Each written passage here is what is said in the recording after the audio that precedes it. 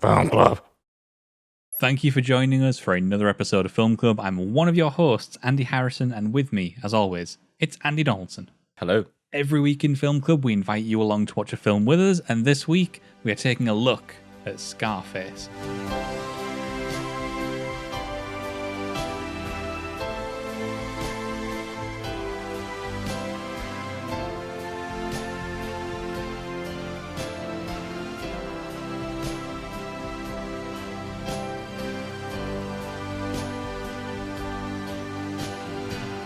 This is the story of Tony Montana.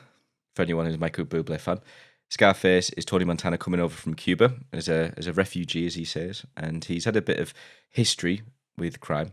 And he comes over and he's looking for a job. He's just working as a dishwasher, and he's like, "Give me more money, give me more money." So he befriends a local mafia or gangs, and then he gradually rises up. And then as he rises up, he falls. So Andy, is this your first time watching Scarface? Yeah, so this is my first time seeing Scarface. Just to clarify, it's my first time seeing this version of Scarface. Yeah, it's a remake. It's a remake of a 1930s film called Scarface, The Shame of the Nation. It's a Howard Hawks film. This version, the 1983 version, is directed by Brian De Palma, who is a fantastic director. Do you remember last time we talked about Brian De Palma was probably Blowout? Oh, God, Blowout. Yeah, I remember that. With John Travolta. Yep. Which was funny because we were paralleling Blowout to The Conversation, which was directed by Francis Ford Coppola, who did The Godfather. Yeah. Now, this is, like I said, 1983, which means that you've got Brian De Palma coming off of Blowout. This is actually the film he did immediately following it. But you've also got Al Pacino, who has already done The Godfather. He's already done Dog Day Afternoon. He's already done The Godfather Part 2. He's already made a name for himself. But Scarface, now, looking back, is, for him, one of his most defining roles. It's a role that I think Al Pacino takes to absolutely wonderful heights. The film itself, I really like it for about the first half. And then as you sort of enter the sort of second half of Act 2, it starts to drag. And then by the time you're in Act 3, by the time you're in that last third, yeah, I started feeling it. The film is almost 3 hours long. Yeah. And like we've said in the past, long film does not necessarily mean it's going to drag. It's all about pacing. And I think the first 2/3 of this film move pretty well. They move at quite a good clip. But that last third, for me, just really slows down and really does start to feel like, can we wrap this up? I agree. I've seen this once before when I was in college, 12 years ago or something. Back then, I watched it, not knowing the full legend behind it, but knowing that Scarface was a big name of film.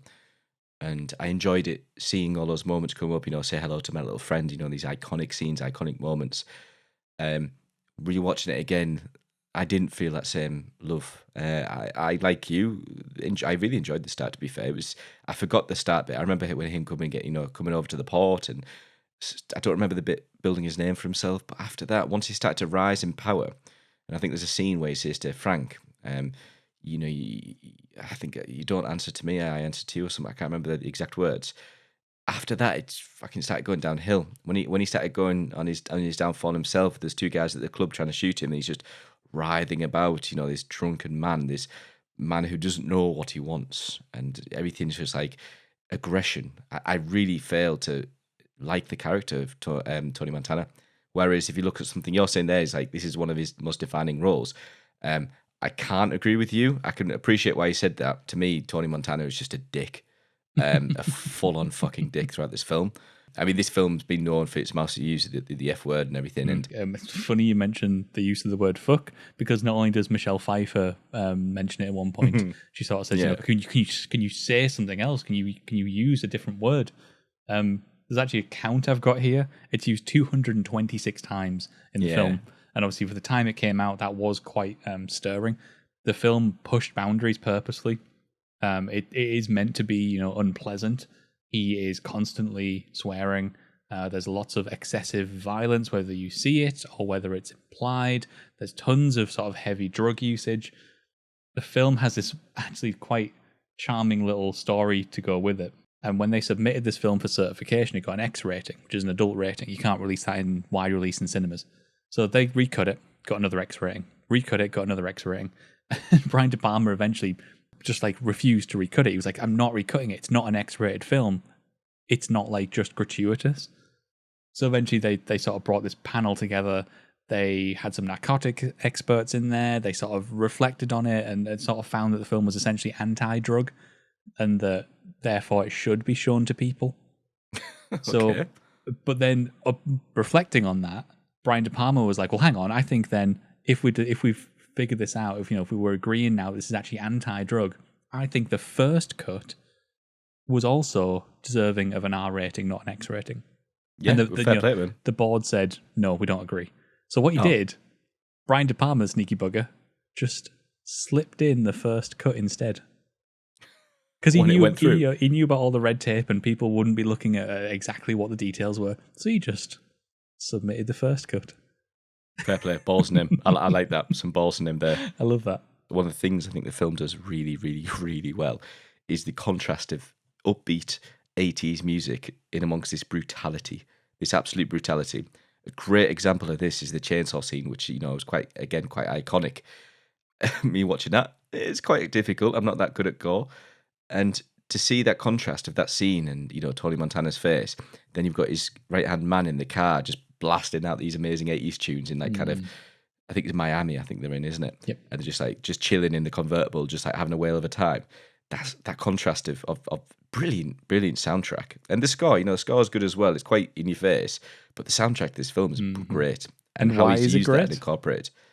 What do you mean, why is it? It's 80s classics. And the music is by Giorgio Moroder. It's one of the opening credits. You get Brian De Palma, Al Pacino, you get Giorgio Moroder. It's one of the things that really set me up for liking this film. I was like, oh, this is going to be interesting. Yeah. Because, Giorgio Moroder and his sort of history with the EDM scene.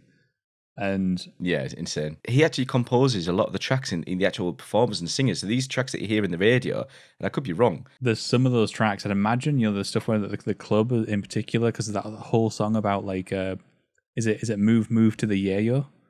Because yayo was a phrase that like Al Pacino ad-libbed on the spot. He picked it up from some of his research, but then he ad-libbed it on the spot and sort of introduced De Palma to it, and that's how yayo got used throughout the rest of the film. They sounded like they were just hits at the time. And then one more little tip of the hat here to John A. Alonso, who was the cinematographer. There is some gorgeous cinematography in this film, from the production design, the lavish sort of dark blood red mansion that eventually Tony ends up in at the end of the film. Sort of the grubbier, grimier, but neon lit early parts of the film. And the standout for me is absolutely some of the blocking for the camera moves, because holy shit, you mentioned the chainsaw scene earlier. Yeah, there is a phenomenal shot where the camera is just allowed to wander outside, and it wanders down to the car before they sort of get out of the car, and the camera wanders back up the stairs with them. It's so purposefully used to build tension with a non-compressed piece of time. We know there's no cuts going on, so we feel the urgency as they slowly walk up those stairs. I love it. I think the cinematography in this film was astounding. Yeah, absolutely great. Fantastic.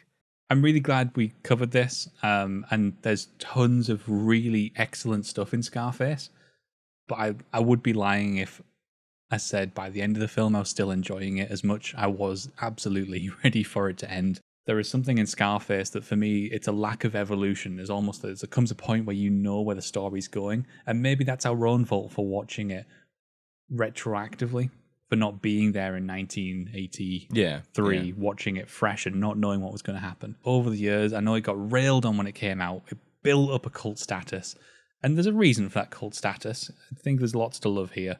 It's not quite clicking for me. Maybe we watched it too soon after The Godfather. Yeah. Well, yeah. There is Scarface. You can let us know in the comments below what you thought of Scarface. But Andy and I are going to be back once again next week, where we're going to test Andy's patience with horror films. Because thanks to Chip, we're taking a look at Saw. So we're begrudgingly moving on from chainsaws to bloody saws. So until then, get watching.